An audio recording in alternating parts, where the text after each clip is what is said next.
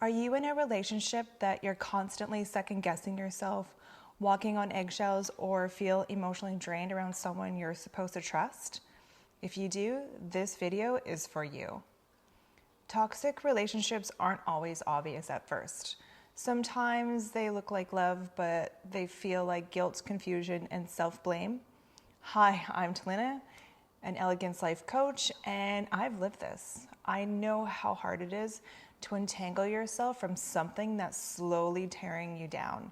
So today I want to share 6 signs you may be in a toxic relationship.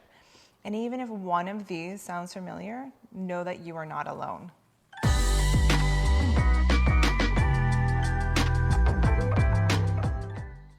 Sign number 1, you feel like you're never enough. No matter what you do, how much love you give, how many times you try to explain yourself, or how carefully you tiptoe around their moods, it's never enough.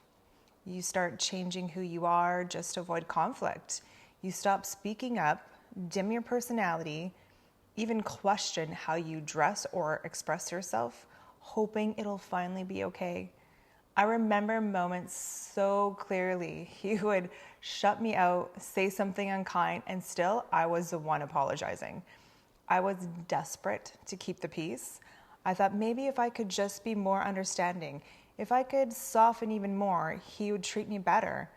That was the pattern, constantly trying to fix everything, including the pain he caused, because I didn't feel like I was enough to be loved just as I was. This isn't love, it is survival, and it leaves you feeling smaller every day.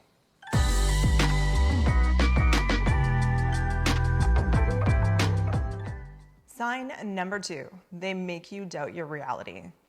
This one is called gaslighting, and it's one of the most dangerous signs of a toxic relationship because it chips away at the one thing you need to stay safe: your ability to trust yourself. Gaslighting sounds like, that never happened, you're being dramatic, you're too sensitive, or even worse, you're crazy. It's emotional manipulation, and it's meant to make you question your own memory, your feelings, and even your sanity. I know, I've had to deal with it for years. I remember catching my ex doing things that were completely disrespectful and saw it with my own eyes. I had the proof, I brought it up calmly, and he just looked me in the face and said, "That's not true, you're making this up." I actually started to doubt myself.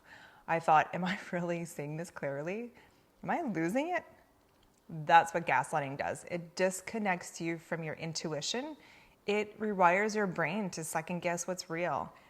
And when you start believing their version of reality over your own, they have control.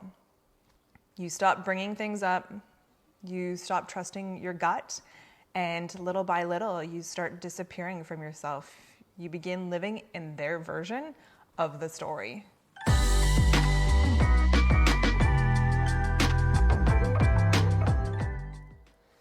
Sign number 3, you feel isolated. Toxic relationships often disconnect you from your support system. And one of the earliest red flags can be jealousy.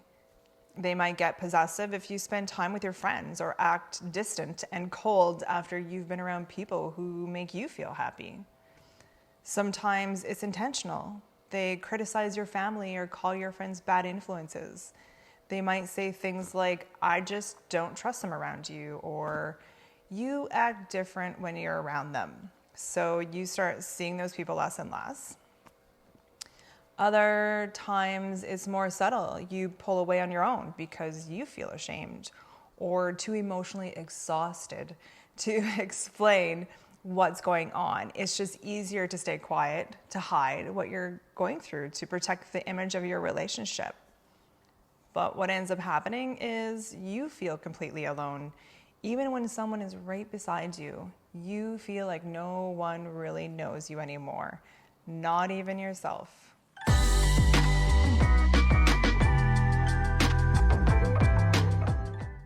Let's move on to sign number 4. They manipulate you emotionally. This one can be hard to spot at first because it's not always loud or aggressive. It's emotional manipulation, and it's usually wrapped in guilt, fear, or something that sounds like love, but it isn't. It might sound like, if you don't do this, I'm leaving. You're lucky I put up with you. I only act this way because I love you so much. Or even, you made me do this. If you just wouldn't push me, I wouldn't react this way. You're being selfish. I thought we were a team. This message behind all of this is you are responsible for their emotions and behavior, and that's not love, that's control.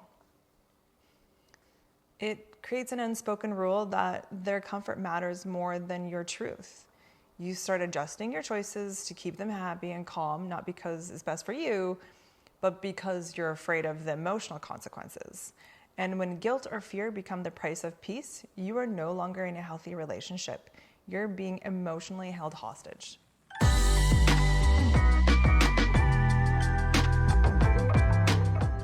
Sign number 5, your self-worth is eroding. You used to feel confident like yourself, maybe not perfect, but grounded, but now you barely recognize the person you've become. You second guess everything. You walk on eggshells. You apologize just for existing. And here's the real dangerous part. Over time, you begin to believe that lie that maybe you deserve this. That maybe this is just how relationships work, that love is supposed to feel painful or hard or one-sided. You convince yourself to stay small, quiet, easy, because anything else might make it worse. And little by little, you lose your sense of identity. You forget your worth. You stop dreaming, speaking up, dressing the way you love, shining the way you used to. But here's the truth. None of that is who you really are. It's just who you had to become to survive something that was never safe in the first place.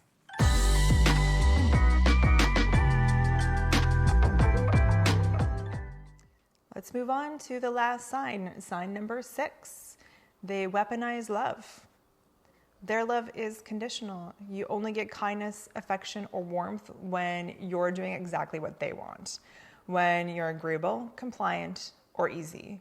And the moment you set a boundary or speak your truth, the love disappears, they go cold, distant, maybe silent, maybe they become cruel. It creates a cycle where you're constantly trying to earn love instead of simply receiving it. You start chasing the version of them you saw in the beginning, the one who was charming, generous, maybe even obsessed with you. And you hold on to that image like hope. Like if you just behave the right way, that version of them will come back. But here's the truth. That version was never real. It was bait, a performance to hook you in. When love is used as a reward and affection is taken away as punishment, that is not love. That's control disguised as connection.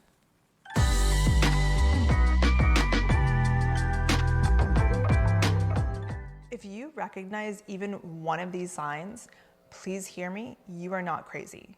You're not too sensitive. You're not broken. You are in a cycle that you did not create, but you absolutely have the power to break.